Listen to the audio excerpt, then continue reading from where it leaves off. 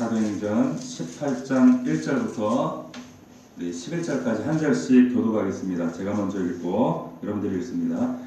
그 후에 바울이 아덴을 떠나 고린도에 이르러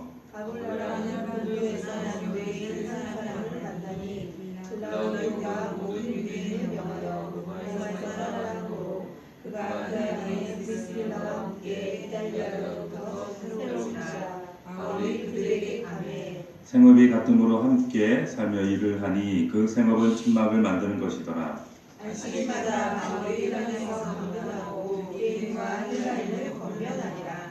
실라와 디모데가 마게도냐로부터 내려오매 바울이 하나님의 말씀에 붙잡혀 유대인들에게 예수는 그리스도라 밝히 증언하니 그들이 이제까지 명하거든 바울이 옷을 펼쳐 이르되 너희 피가 너희 머리로 돌아갈 것이요 나는 맹득하니라. 유대인은 너희에게로 가리라 하고 거기서 옮겨 하나님을 경외하는 디도 유스도라 하는 사람의 집에 들어가니 그 집은 회당 옆이라. 또 회당장 그리스도가 온 지방과 더불어 주를 믿으며 수많은 고린도 사람도 듣고 믿어 세례를 받았더라. 밤에 주께서 환상 가운데 바울에게 말씀하시되 두려워하지 말며 침묵하지 말고 말하라. 내가 너와 함께 있음에 어떤 사람도 너를 대적하여 해롭게 할 자가 없을 것이니 이는 이 성중에 내 백성이 많으니라 하시더라. 다같이 1년 6개월을 머물며 그들 가운데서 하나님의 말씀을 가르치니라. 아멘. 회복케 하시는 하나님과 같은 제목으로 하나님의 말씀을 나누겠습니다. 우리 앞뒤 자로 인사합시다. 추운데 오시느라고 애쓰셨습니다. 축복합니다. 인사합시다. 시작. 오늘 또 새롭게 합류한 멤버가 있고 또 멀리 김장하러 가신 분도 계시고 오기로 해놓고는 오늘 빠진 사람도 있고 그래요. 그렇죠? 자, 오늘 우리 사도행전 강의로 계속적으로 말씀 나누고 있습니다. 우리가 이 시간 기도하러 온 목적이 무엇인가? 우리가 기도하러 또한 말씀 듣고 하나님 앞에 부르짖기 위해서 이 자리에 모였는데 과연 우리가 기도를 왜 하는가? 잠시 좀 생각을 해봤으면 좋겠습니다. 기도라고 하는 것이 나의 목적과 나의 어떤 욕망과 그리고 어떤 기도의 제목들을 성취하기 위해서 이 자리에 나온 것이 아니라 기도라고 하는 것은 나를 비우고 내 안에 있는 모든 내 자아에 감추어져 있는 내 육신의 의도를 다 하나님 앞에 포기하고 온 심령을 하나님께로 집중해서 하나님 것으로 채우기 위해서 그래서 모이는 자리가 바로 기도의 자리인 줄로 믿으시길 바랍니다. 기도에 대한 우리가 바른 이해와 생각을 갖지 않으면 끊임없이 이 기도를 하나님과 어떤 거래하는 것으로 그렇게 오해할 수가 있다라고 합니다. 기도는 하나님의 사랑으로 나를 채우고 하나님의 말씀, 그분의 생명, 그분의 성품, 거룩함으로 채우는 자리가 기도인 줄로 믿습니다. 그게 기도라는 겁니다. 우리가 그리스도인으로 살아가면서 하나님과 무관하게 일상의 일주일간을 열심히 살다가 그 안에 매몰되어 살아가다가 단지 어떤 다급한 일이 생기거나 필요한 것이 있을 때 하나님께 자기의 어떤 요구사항을 일방적으로 통보하는 방식을 기도로 선택할 때가 있습니다. 그런데 그런 기도는 물론 그런 기도를 할 때 하나님께서 그런 기도에도 반응하세요. 하지만 시편 말씀에 보면 그런 일방통행의 하나님 앞에 내가 요구하는 기도에 하나님께서 들어주시지만 그렇지만 너희 영혼에게는 심각한 아픔이 있어 이런 얘기를 하세요. 그 시편 106편 15절에 보면 광야에서 이스라엘 백성이 하나님을 시험하고 하나님께 때를 씁니다. 하나님 살아계시면 이럴 수 있냐고. 왜 우리에게 물 주고 고기 주고 애굽에서처럼 그렇게 하나님 우리가 필요한 것들 하나님 채우시는 하나님인데 그렇게 믿고 따라왔는데 이게 뭡니까? 따질 때 그 시편 말씀 가운데 보면 그들의 요구를 들어주신다는 거예요. 근데 뭐라고 말씀하시는가 하면 여호와께서 그들이 요구한 것을 그들에게 주셨을지라도 그들의 영혼은 쇠약하게 하신다는 거예요. 옛날 성경에 보면 좀 더 좀 가슴에 좀 진하게 와닿게 표현이 되어 있어요. 영혼을 어떻게 한다 그랬어요? 파리하게 한다. 백성들이, 이스라엘 백성들이 혹은 우리가 하나님 앞에 떼쓰고 요구하는 것 하나님이 떼쓰면 줘요. 그런데 그 뒤에 영혼은 쇠약하게 파리하게 하신다는 거예요. 무슨 말이냐? 하나님께서 그러한 기도가 온전한 기도가 아니라는 것을 말씀하시기 위한 거예요. 진정한 관계 안에서 기도는 쌍방간의 관계지 그런 거래가 아니라고 하는 겁니다. 오늘 우리가 그런 하나님과 그런 하나님의 마음에 의도하심 앞에 우리가 기도하러 모였습니다. 그래서 그 하나님의 심정을 알고 마음을 알고 그리고 하나님을 온전한 눈으로 우리가 바라볼 수 있는 시간 되기를 주의 이름으로 축원합니다. 기도의 수준은 그래서 신앙의 성숙과 반드시 비례하게 되어 있어요. 매일매일 우리가 하나님 앞에 우리의 모습이 과연 하나님께서 의도하신 모습인가 점검하는 것이 참 중요합니다. 우리가 늘 하나님 앞에 충만하게, 감사하게, 기쁘게 이렇게 살아가면 좋겠지만 늘 그럴 수 있는 건 아니거든요. 지금 이 자리에 모여있는 여러분들의 얼굴이 다 달라요. 어떤 분들은 환한데 어떤 분들은 약간 또 찌부러져 있고 어떤 분들은 뭔가 이렇게 눌려있는 듯한 얼굴도 있고 피곤함과 또한 또 권고함과 한 주 동안 이게 사는 게 만만하지 않았잖아요. 그죠? 그런데 우리 그리스도인들 하면 세상 사람들이 바라볼 때 뭐가 다른가? 항상 우리 안에 있는 생명 때문에 기쁨과 감사와 감격이 있어요. 그래서 저들이 볼 때는 저게 왜 저럴까? 나보다 가진 것도 없고 남편이 우리 남편보다 잘난 것도 없고 집도 우리보다 작은데 저들은 왜 우리보다 기쁘고 감사하고 저렇게 표정에서 다른 그러한 증거들이 보여질까? 그런 궁금증을 야기할 때 거기에 대한 우리 확실한 그런 믿음의 증거와 고백이 간증이 있어야 할 줄로 믿습니다. 그런데 그럼에도 불구하고 우리의 삶 가운데 늘 충만할 수가 없어요.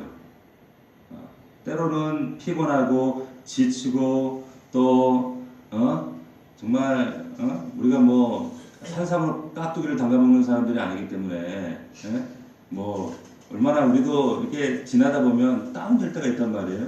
피곤할 때가 있단 말이에요.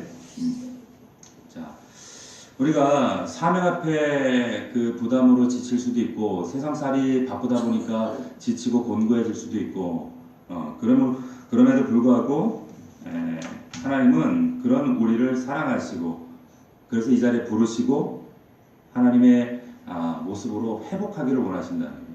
오늘 말씀의 18장을 보면 사도 바울의 상태가 그 의기 충전해서 선교의 1차, 2차를 그 쉼 없이 달려갔던 그 모습이 아니라 다소 의기소침했고 지치고 피곤한 그런 상태예요. 그래서 하나님이 영육간에 이 바울을 새롭게 하시는 그런 장면이 오늘 사도행전 18장입니다. 사도 바울이 우리 지난 몇 주 동안 참 쉼없이 금요일마다 사도행전의 말씀을 함께 나눠왔는데 그 과정들을 우리 간략하게 한번 정리해 봅시다.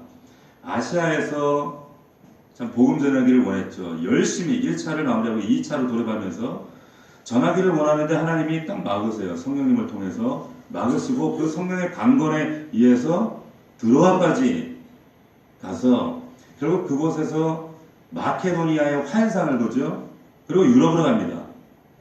배를 타고 유럽으로 가서 유럽 선교의 첫 성이었던 빌립보에 이르러서 거기 가서 이제 하나님의 역사와 능력과 기쁨과 감격으로 선교할 줄 알았는데 그 빌립보 사람들이 환영해 주기는커녕 그 점치는 여자를 고쳤다고 때리고 감옥에 가둬버렸어요. 자, 그 다음에 갔던 곳이 데살로니가였어요. 데살로니가에서는 큰 붐도 있었어요. 많은 사람 회당에서 전도하고 참 하나님의 놀라운 역사들이 있었는데 그때 저자의 괴악한 깡패들, 양아치들이 와가지고 때리고 괴롭히고 방해하는 거예요. 그것을 피해서 어디로 갔어요? 베레아로 갔어요. 신사적인 그런 믿음을 가졌던 그 베레아로 도망을 쳤는데 이 데살로니가의 이 저자의 깡패들이 그까지 쫓아온 거예요. 쫓아와가지고 또 거기서 괴롭혀요. 그래서 거기에 디모데와 실라를 남겨두고 도망치듯 간 곳이 어디냐? 어디였어요? 아테네였어요. 아테네인 거예요. 아테네에 가서 얼마나 피곤하고 지치고 참 육신적으로 마음적으로 사람이 다운이 되겠습니까? 그럼에도 불구하고 또 그곳에서 하나님 나라를 선포합니다. 예수 그리스도를 전합니다. 그런데 여기서는 그간에 왔던 하나님의 전하는 그런 방식이 아니라 그 아테네라고 하는 그런 철학적 철학 도시에 참 지적이고 똑똑한 사람들이 모이는 그곳에서 이제 변론으로 예수를 전하는데 큰 열매가 없었어요. 그러다 보니까 1차 전도 여행 때처럼 열매가 잡히지 않고 그냥 부랴부랴 어떻게 그 지역을 도망치듯 또 떠납니다. 떠나서 이르러 온 곳이 바로 오늘 본문에 나오는 고린도입니다. 이 고린도라는 곳, 사도행전 18장에 이 고린도에 이르게 되는데 고린도가 어딥니까? 그리스예요. 자, 이 도시가 여러 우여곡절 끝에 도달했는데 이곳이 어떤 곳인가? 고대 세계에서 가장 참 타락한 도시가 이 고린도였어요. 황제 숭배의 본산이었고 무엇보다도 이곳에 가면 비너스, 우리가 잘 아는 비너스, 여자분들이 그 속옷으로 그 애용해서 입는 그 비너스가 아니라 아프로디테라고 하는 여신이 있는데 그곳에 1000명의 여사제들이 있었습니다. 합법적으로 헌금을 내고 제2의식 가운데 성적인 관계를 맺고 아주 음란하고 또 타락해 있고 죄가 가장 번성했던 그런 도시가 바로 이 고린도였는데 이 고린도에 지금 바울이 이르게 됐다는 거예요. 얼마나 악하고 타락한 도시였는가. 이 심지어는 이 고린도 그러면 사람들이 입에 담기도 거북스러워할 만큼 성적으로 문란한 그런 도시였습니다. 그래 고린도 사람들처럼 행한다 그러면 사람들이 아주 음란한 짓을 한다 이런 뜻으로 받아들일 만큼 이게 하나의 관용 어구였어요. 자, 영육이 다 지치고 핍박 가운데 낙심하고 마음이 무너져 있고 그렇게 우여곡절 끝에 고린도에 다다랐는데 얼마나 힘들었겠어요? 낙심하고 좌절하고 있을 그때에 하나님께서 이 바울을 회복시켜 나가세요. 새롭게 만지시고 위로하시고 새롭게 일으켜 나가시는 그런 모습이 오늘 본문 가운데 등장합니다. 자, 18장에 나오는 우리가 고린도 사역을 보기 전에 하나님께서 이 바울을, 이 낙심하고 쓰러져 있는 이 바울을, 우리도 그런 순간이 있단 말이에요. 바쁜 일상 가운데 또 막혀진 우리의 사명 가운데 낙심하고 지쳐있을 때 하나님께서 어떻게 우리를 일으켜 세우시는가. 오늘 말씀 가운데 보면 첫 번째입니다. 첫 번째는 만남을 주세요. 근데 그 만남이 그런 만남이 아니라 일상의 만남이 아니라 영적인 만남이에요. 이 영적인 만남이라고 하는 것은 하나님이 허락하신 만남이라고 하는 겁니다. 자, 1절과 2절을 보시면 사도 바울이 누구를 만나는가? 브리스가와 아굴라 부부를 만납니다. 자, 그러니까 어떻게 만나게 되는가? 사도행전 17장 16절 이하에 말씀해 보면 고린도에 오기 전에 제가 말씀드린 것처럼 그 서양 철학의 본산이었던 아담에서 복음을 전하는데 열매도 없죠. 또 거기서 또 핍박을 당하죠. 그 결과가 너무 보잘것없어요. 그 전까지 그 다른 지역에서 거뒀던 어떤 전도의 열매보다는 완전히 참담하게 그 열매들이 완전히 무너져 있는 거예요. 없는 거예요. 전무하다시피 그런 거예요.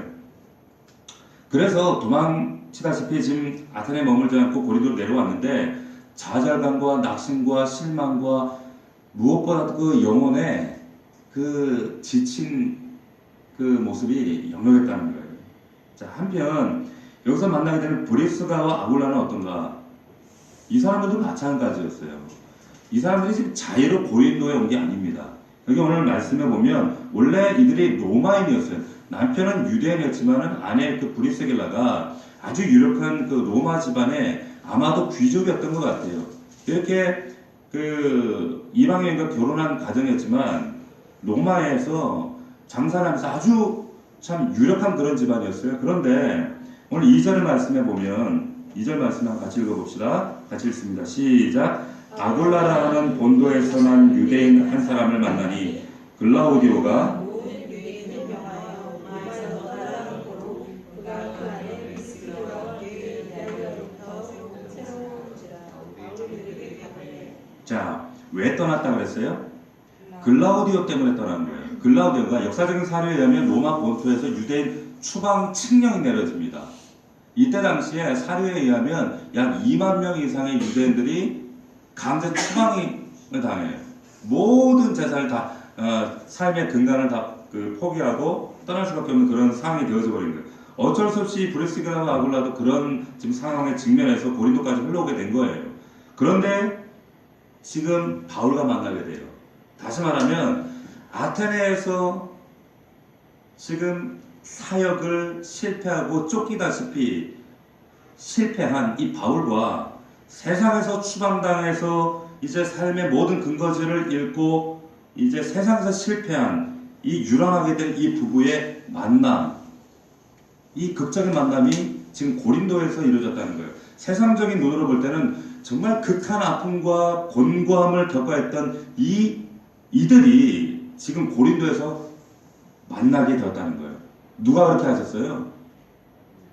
하나님이 하셨다는 거예요. 세상 사람들이 볼 때는 참 딱하다, 안 됐다, 참 어떻게 저렇게까지 예수 믿는다고, 저 집에는 또 무슨 우환이 저렇게 겹쳐서 집도 떠나야 되고 고향도 떠나야 되고 저게 무슨 일인가 싶지만 하나님은 그 모든 것들 가운데 이미 섭리로 계획하고 계셨다는 거예요. 자, 외적으로 낙선과 좌절 가운데 있는 그들을 통해서 어떤 일이 벌어지는가 하면 고린도 교회가 세워집니다. 그 말도 많고 탈도 많았지만 그 고린도 교회가 드디어 이들의 만남을 통해 태동이 된다는 거예요. 만남이 그래서 소중한 거예요. 하나님께서 그리스도 안에서 우리에게 허락하시는 사람과 사람들 만남, 주 안에서 만남, 그리고 세상 밖에서 그 영혼 한 사람 한 사람 만나게 하시는 데는 하나님이 다 그럴 만한 이유가 있더라는 거예요. 그냥 스쳐 지나가는 사람들이 아닙니다. 그 만남을 통해서 하나님은 당신의 역사를 이루어가시고 오늘 본문에서는 바울과 브리스가와 아굴라 이들을 낙심 가운데 좌절 가운데 회복하셔요. 자, 하나님께서는 우리가 연약할 때, 낙심되어 있을 때, 지쳐 있을 때, 그럴 때를 대비해서 우리에게 동역자를 주세요. 그리고 새로운 만남을 주세요. 영적인 친구를 주세요. 그래서 우리가 기억해야 될 것은 뭐냐? 겸손해야 돼, 하나님 앞에서. 나 혼자 할 수 있어. 내 신앙, 내 기도, 나 혼자서도 얼마든지 난 일어날 수 있어. 이거 독단과 교만이에요. 하나님께서 왜 교회를 주시는가? 그리고 나를 통해서 왜 연약한 사람들을 자꾸 나에게 붙이시는가? 그러한 사명이 있기 때문이에요. 전에는 내 문제에 전전긍긍하고 오직 내 기도 제목, 내 가정, 내 남편, 내 아내 이것이 내 삶의 전부였지만 정말 믿음의 사람, 말씀의 사람, 복음으로 우리가 새롭게 되어지면 하나님은 끊임없이 만남을 주세요.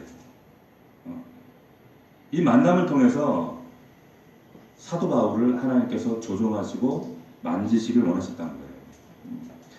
사도 바울이 우리가 볼 때 얼마나 꿋꿋해 보입니까? 그렇지만 지금 그 모든 그 데살로니가, 빌립보, 아테네 지나면서 그가 정서적으로, 영적으로 너무 곤고하고 다운되어 있다는 걸 아셨기 때문에 새로운 만남을 통해서 정서적으로, 영적으로 하나님이 위로받을 친구로 하시는 거예요. 우리에게도 동일해요. 동일합니다. 제가 우연히 참 그 와닿는 그 시가 있어서 문정희 씨라고 하는 분이 이런 인터넷에 시를 올렸더라고요. 제가 한번 읽어드릴게요. 잘 보세요. 아버지도 아니고 오빠도 아닌 아버지와 오빠 사이에 촌수쯤 되는 남자. 누구예요? 감이 오시나요? 세상에서 제일 가깝고 제일 먼 남자.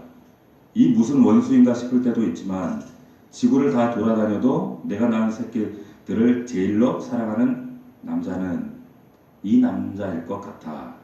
다시금 오늘도 저녁을 짓는다. 그러고 보니 밥을 나와 함께 가장 많이 먹은 남자. 전쟁을 가장 많이 가르쳐준 남자. 제목도 없어요. 그냥. 그런데 누구예요? 남편 얘기죠. 오늘이 무슨 날인가 하면 저희 아내와 만난 지 17년 되는 결혼 16주년 되는 날이었습니다. 오늘. 그래서 오늘 거하게 점심에 얼큰한 순댓국을 나누면서 함께 오늘을 또 감격스러워하면서 이렇게 나눴죠. 산책을 이렇게 하면서 제가 이제 우리 아내한테 그런 얘기를 했어요. 20주년이면 우리가 고3이네. 아, 그러네.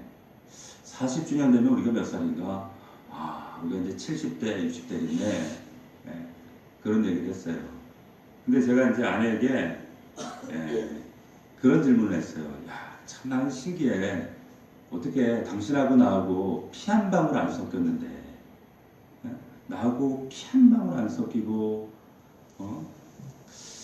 정말 그 전까지는 전혀 모르던 사람이 어떻게 이 17년을 함께 살고 얼굴을 맞대고 지금 내 옆에 있고 이렇게 같이 사역을 하고, 야, 나 참 신기해. 피 한 방울 안 섞였는데 우리가 어떻게 그렇지? 그랬더니 우리 아내가 뭐라고 하냐면, 피 섞었으면 살겠냐고. 지금 피 섞인 우리 가족들은 다 따로 살지 않냐고. 가만히 듣고 보니까 그래요. 피 섞인 가족들은 다 지금 다 따로 살잖아요. 피 안 섞였는데 이렇게 오래 살게 하시. 아, 이것도 하나님 은혜다. 그런 생각이 들더라고요. 그래서 아내를 보면 참 힘이 나요. 제가 아내 없이 지금 이 귀한 하나님 맡기신 사명을 감당할 수 있었을까? 힘들었을 것 같아요. 어려웠을 것 같아요. 하나님 주신 귀한 동역자죠. 제 아내를 보면서 힘이 나는 것처럼 제가 또 우리 식구들을 보면서 힘이 나요. 우리 천집사님 보면서 힘이 나요. 정재 집사님 보면서 힘이 나요. 우리 집사님들 보면서 힘이 나요. 저들이 목사도 아닌데 영혼들을 품고 영혼들 때문에 안타까워하고 영혼들 때문에 울고 영혼들 때문에 함께 고민하고 교회를 위해서 함께 참 마음을 같이 하고 이런 모습들을 볼 때 그래서 감당할 수 있게 하시는구나, 그런 생각이 들 때가 한두 번이 아닙니다. 하나님께서 우리에게 허락하신 이 만남이라고 하는 것, 바울을 하나님이 얼마나 사랑하셨으면 그 멀리 있는 로마 땅에 있는 그 브리스가와 아굴라를 지금 고린도까지 그 말도 안 되는 골라우디오의 칙령을 통해서 옮기시는 거예요. 왜 옮기셨어요? 바울을 회복하시기 위해서. 이것이 우연이 절대 아니라는 거예요. 하나님의 섭리와 계획 가운데 이 지쳐있는 낙심에 있는 바울을 회복하게 하시기 위한 하나님의 섭리라는 사실을 기억하시길 바랍니다. 여러분들에게 하나님 그런 만남을 주세요.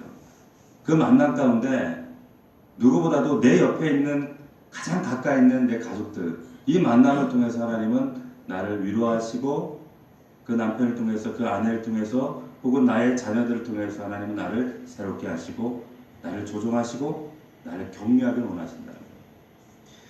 자, 두 번째로 하나님께서 어떻게 또 위로를 하시는가, 바울을 회복해 하시는가, 9절 말씀 보겠습니다. 9절.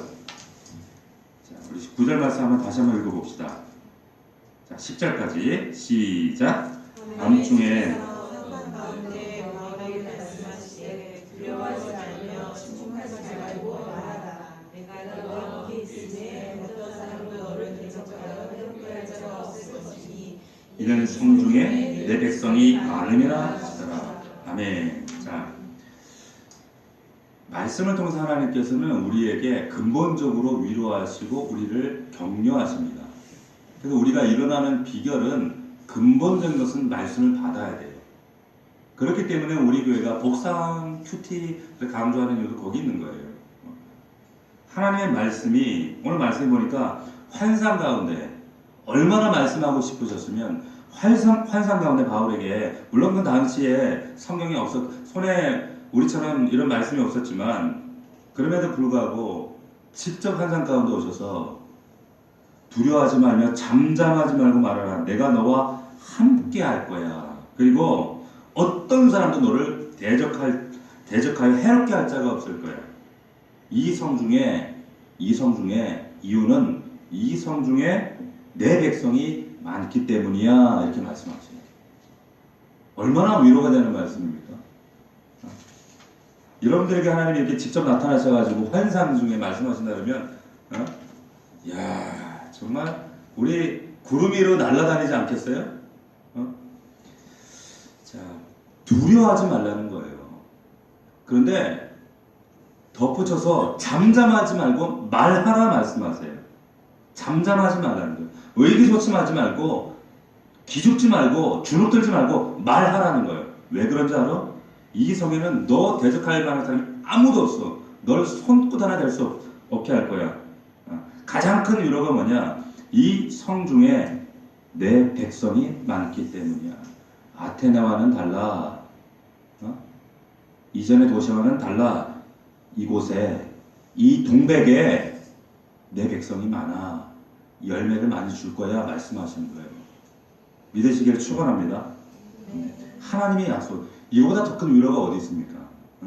계속 싸워 나가야 된다 이렇게 선언하시는 거예요.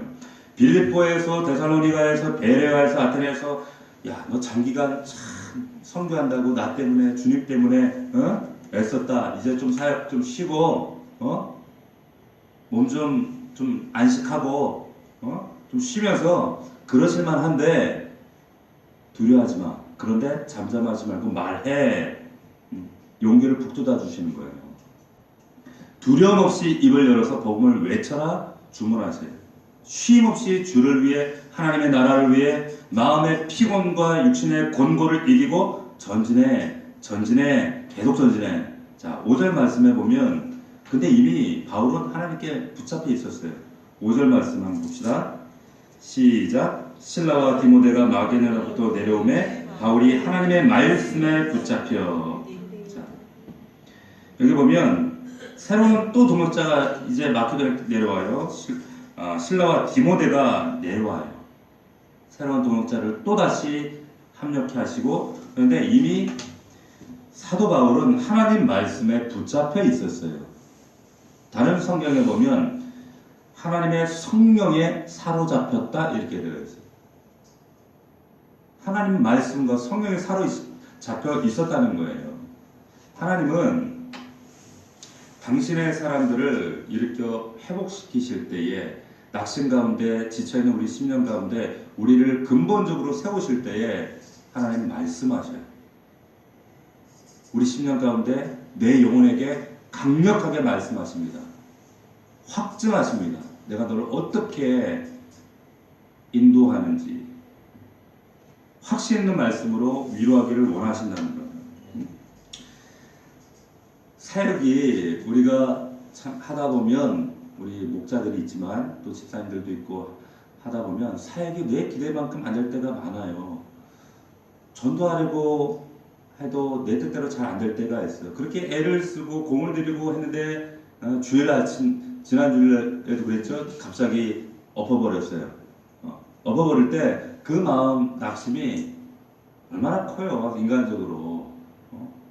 자, 그런데 이런 저런 내 기대만큼 열매가 나오지 않고 현실적으로 이런저런 벽에 부딪히고 한계에 부딪힐 때 낙심할 때 그런데 그때 우리가 회복될 수 있는 그 비결은 뭐냐? 하나님의 말씀 붙잡는 거예요.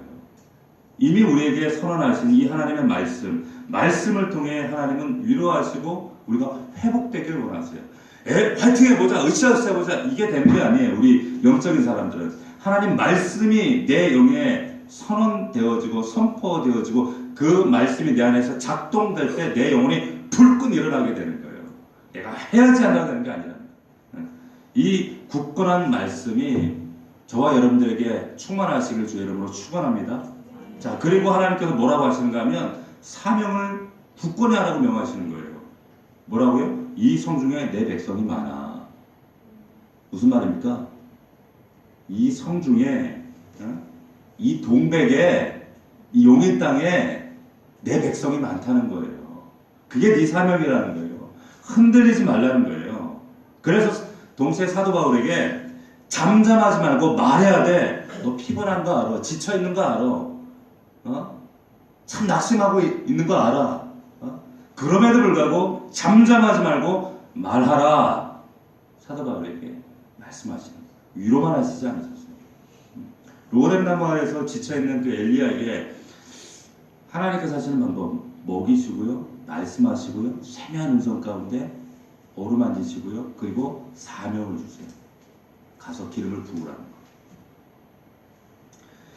자, 이 말씀을 듣고 바울이 11절 말씀 보니까 고린도에 얼마를 머물렀어요?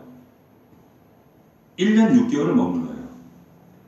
1년 6개월. 자, 아덴에서 그 우상들을 보고 이 바울이 얼마나 분노했습니까? 야, 너는 보이지 않는 신, 이름 없는 신에게도 절하고 하면서 분노하고 참 분개했던 이 바울의 성향과 성격상 이 고린도에 오래 있을 수 없는 사람이에요, 이 사람. 그런데 1년 6개월이 있어요. 왜? 왜 그랬어요? 이 약속 때문에, 이 하나님의 말씀 때문에, 이 위로 때문에, 이 사명 때문에 무려 1년 6개월을 이곳에 머물러 있었다는 거예요. 그의 이 열매로, 이 헌신으로 말미암아 고린도 교회가 말도 많고 탈도 많았지만 그 고린도 교회가 세워지게 되었다는 거예요. 믿으시기를 축원합니다.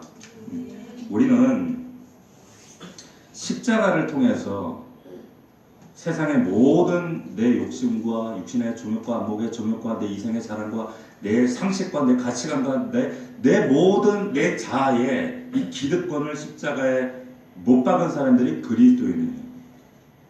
믿으십니까? 내 기득권, 내 권리가 없어요.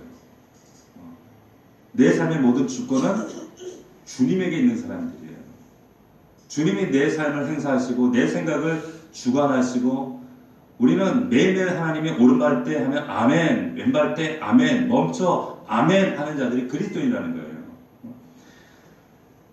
그리스도인들, 우리가 때로는 하나님이 앉으라고 하면 앉고 일어서라면 일어서고 머물라고 하면 머물고 떠나라면 떠나고 전진하라면 전진하고 멈추라고 하면 멈추고 어떤 세상의 이익이나 여기에 내 유익이나 나의 어떤 육신의 바램, 소망 일체 개입할 수 없어요. 일체 개입한 것이 아니라 여기는 오직 하나님 말씀, 사명 여기에 의해서 우리는 결정되어지는 사람들입니다. 그게 바로 그리스도인들이에요. 그게 저와 여러분들입니다. 잠잠하지 말고 말하라. 이 성중에 내 백성이 많다. 하나님의 위로와 회복이 사명 감당으로 이루어진다는 거. 여러분들 기억하시기 바랍니다. 세 번째, 하나님이 어떻게 또 바울을 회복시키신가? 12절, 17절 우리가 읽지 않았는데 12절부터 보면 환경을 통해서 또 위로를 하세요. 어떻게 위로하시는가 하면 지금 고소가 들어와요. 바울에게. 유대인들이 갈리오라고 하는 총독에게 예수 믿는 것을 예수 전하는 거 또 믿게 되는 거 이걸 불법으로 해달라고 막 고소를 합니다. 탄원합니다. 12절 한번 읽어봅시다. 같이 읽습니다. 시작. 갈리오가 총독되었을 때 이들이 이제 일어나 바울을 미적하여 법정으로 데리고 가서 자, 그러면서 이 사람이 율법을 어기면 하나님을 경외하라고 사람들을 권한다고는 하면서 이제 못하게 이제 고소를 하는 겁니다. 자, 그런데 이유는 모르겠는데 갈리오라고 하는 총독이 이들의 요구를 묵살해 버려요. 싫다는 거예요. 이유가 뭐냐? 야, 기독교와 로마법에 충분히 뭐 충돌한 이유가 없어. 이렇게 얘기를 합니다. 그리고는 지금 바울의 복음을 전파하는 것을 이렇게 보호를 하게 돼요. 자, 이 총독이 바울에게 호의적일 만한 이유가 아무것도 없어요. 우연인가? 그렇지 않다는 거예요. 자, 어디에서 그런 우리가 예를 또 하나의 비근한 예를 찾을 수 있는가? 이스라엘 백성들이 바벨론 포로의 생활을 하다가 돌아오게 된 것이 이들이 독립운동에서 돌아온 게 아니었다는 거죠. 어떻게 해서 돌아왔어요? 하나님께서 고레스 왕의 마음을 변화시키셨어요. 이유도 몰라요. 앞뒤 인과관계가 연결이 안 돼요. 갑자기 어느 날 고레스 왕이 야, 니네 이제 집에 가도 돼. 돌아가. 역사상 최고의 미스터리입니다. 왜 그런 일이 벌어졌는지. 그런데 왜 고레스가 이스라엘 백성을 본토로 돌려보냈는가 아무도 모르는데 성경에는 이유를 설명하고 있어요. 뭐라고 설명하고 있는가 하면 하나님께서 고레스의 마음을 변화시키사 하나님께서 그 마음을 변화시키셨다는 거예요. 그게 답이에요.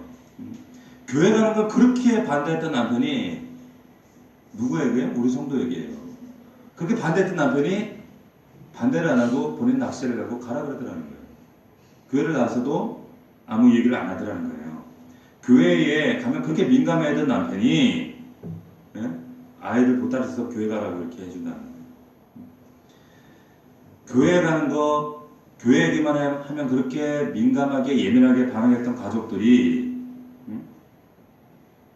아내가 부탁하니까 함께 교회로 와요. 아이들이 교회로 와요. 가족들이 교회로 와요. 자, 이것이 그냥 되어지는 역사가 아니라 하나님께서 환경을 역사하시고 사람 마음을 변화시키시는 거예요. 왜 이런 변화를 주실까요? 바울을 위로하시기 위한 거예요. 이런 하나님의 이적적인 간섭을 통해서 바울을 위로하시기 위한 거예요. 왜? 그 전에는 계속 막혔잖아요. 하나님께서 우리를 위로하시는 방법이 이것이 일반적인 패턴은 아니지만 이런 경우가 자주 있어요. 자주 있습니다. 우리 교회에 앞에 가면 생태집이 있어요. 생태집에 우리 교회 집사님 한 분이 우리 교회를 오십니다. 잘 못 나와요. 주일날 식당을 하고 믿지 않는 남편이 아주 불교 신자라는데 그 원광대에 옛날에 그 영어를 가르치고 했던 분이에요. 그러니까 불교와 더 가깝죠. 그러니까 아내가 교회 가는 게 탁탁지 않아요. 싫어요. 그렇게 전도하려고 저희도 그렇게 애를 썼는데 안 와요. 얼마나 고집이 황소고집인지 안 와요. 그런데 이분이 참 말 못할 가정의 여러 가지 남편으로 인한 신앙의 핍박 그리고 관계에서 오는 어떤 외로움과 또 참 말 못할 아픔들, 눈물들. 근데 이분 안에 하나님에 대한 예배에 대한 갈망인데 남편 때문에 못 왔어요. 남편 때문에. 그래서 어떤 절기 때, 특별할 때 한 번씩 그 잠깐 좀 한가한 틈에 예배를 오고 그러셨어요. 근데 이분이 그 하나님에 대한 갈망과 참 소원함이 이제 찰 때까지 찼어요. 한 3주 전부터 지금 우리 전사님과 양육을 받고 싶다고 하나님도 알고 싶다고 그 양육을 지금 이제 3주째 하고 있어요. 근데 그 안에서 하나님 만지시고 위로하시고 또 참 그 마치고 나면 늘 눈가가 눈물이 젖어서 눈이 빨갛게 충혈되어 있어요. 근데 그 안에 얼굴이 매주 한 주 얼굴이 달라지는 거예요. 그런데 참 놀라운 일이 있었어요. 며칠 전에 이분이 늘 기도했던 제목이 있었어요. 한 6년간을 이제 이 식당을 이제 접기를 그리고 예배상 온전하게 하기를 그렇게 마음에 소원하고 이제 양육을 하면서 그 마음이 더 간절해진 거예요. 온전히 이제 예배 생활하고 싶고 하나님을 더 알고 싶고 그런 마음 가운데 기도하고 있었는데 며칠 전에 가기가 나갔어요. 별로 놀라지도 않아. 자기들 안 자는데 이분이 이걸 6년을 기도하신 거예요. 6년을 기도했어요. 사람들이 보러 안 와요. 누가 지금 이 불경기에 식당 하겠다고 나서겠어요. 지금 10월 그래서 이 양육을 하면서 기도를 했어요. 전사님과 함께 김인자 집사님 기도를 하셨어요. 12월 20일이 이제 계약이 만기가 되는데 만기가 되어지면 이제 이 가게를 비워주고 나가야 되느냐? 나가면 다 원상복구를 해줘야 돼요. 권리금도 받지 못하고 그런 상황이었어요. 그런 상황인데 지금 계약이 된 거예요. 원상복구를 안 해도 돼요. 권리금도 받았대요. 얼마나 감사해요. 이분이 아직 믿음이 연약해요. 그런데 이번 계기를 통해서 이분에게는 놀라운 믿음의 전환점이 되었어요. 자, 과거에도 이분이 그런 기도했죠. 하나님께 이 가게 팔리게 해주세요. 그런데 그때의 기도와 지금의 기도 뭐가 달라졌는 줄 아세요? 순서가 바뀌었어요. 어떤 순서가 바뀌었어요? 하나님 더 예배하고 싶어요. 예배 나오고 싶어요. 그리고 하나님 더 알고 싶어요. 그래서 양육을 했어요. 하나님과의 관계가 이제 아직 좀 아기처럼 좀 한 발 한 발 좀 밟아가는 그런 아기지만 하나님과의 단추가 바로 채워지니까 7년 동안 6년 동안 기도했던 그 참 풀려지지 않았던 그 기도의 제목이 응답이 되어지는 거예요. 이분에게는 하나님의 놀라운 이후에 하나님께 놀랍게 역사하신 일들만 남아있어요. 하나님께서 참 우리의 삶 가운데 때로는 이런 기적과 역사들을 통해서 우리에게 왜 이런 일들을 진행하신가 위로하길 원하셔요. 이 김자 집사님이 올 때마다 눈이 빨개 충혈되어 있어요. 남편에게, 가족들에게, 또 육체적으로 이런저런 마음의 그 곤고함과 지치고 낙심되어 있는 이런 마음들 가운데 하나님은 이분을 위로하고 싶으셨던 것 같아요. 하나님이 우리에게도 동일하게 이런 위로를 주길 원하셔요. 저는 오늘 사도행전 18장 보면서 이런 인상을 받았어요. 바울이 그전에는 1차 선교여행을 또 2차까지 진행하면서 막 의욕적으로 다메섹에서 만났으니까 얼마나 불같겠어요. 열정적으로 진행해 나가는데 능력 있게 사역을 감당해 나가는데 여기 이제 17장, 18장 넘어가면서 의기소침하고 다운되어요. 모든 사역들이 열매들도 자꾸 줄어들고 곤고해지고 그런 분위기로 전환되어집니다. 그런데 묘한 게 뭐냐면 참 이렇게 낙심되어지고 참 약해질 수밖에 없는 이런 환경과 상황 가운데 그럼에도 불구하고 이후에 보면 이 바울의 복음 사역과 메시지가 더 강력해지고 있더라는 거예요. 자, 성경 여러분 잘 보십시오. 18장, 19장 우리가 이제 나누겠지만 그리고 그 이후에 세워진 교회들 그 서신서에 보면 이 바울의 이 복음에 대한 내용과 이 능력 선포가 아주 강력해집니다. 3차 전도 여행 때는 더 강력해져요.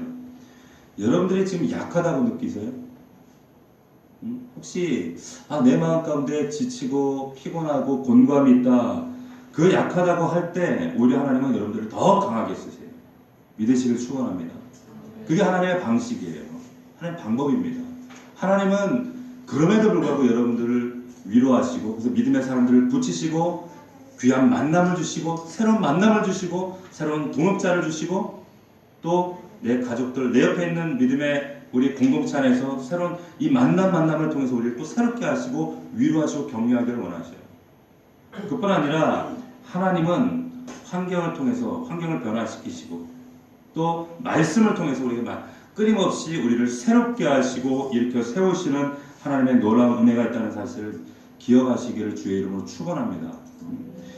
주를 의지하는 자들은 절대 낙심하고 넘어질 틈이 없습니다. 왜냐? 하나님은 끊임없이 내 안에서 내 주변에서 끊임없이 일하고 계시다는 거예요. 우리 안에 혹시 이 알게 모르게 내 삶 가운데 또한 사회 가운데 이런 곤고함과 지침과 피곤함이 있다면 오늘 말씀을 통해서 우리가 다시 한번 회복되어지고 이 말씀으로 우리가 다시 일어날 수 있는 저와 여러분들이 되시기를 주의 이름으로 축원합니다.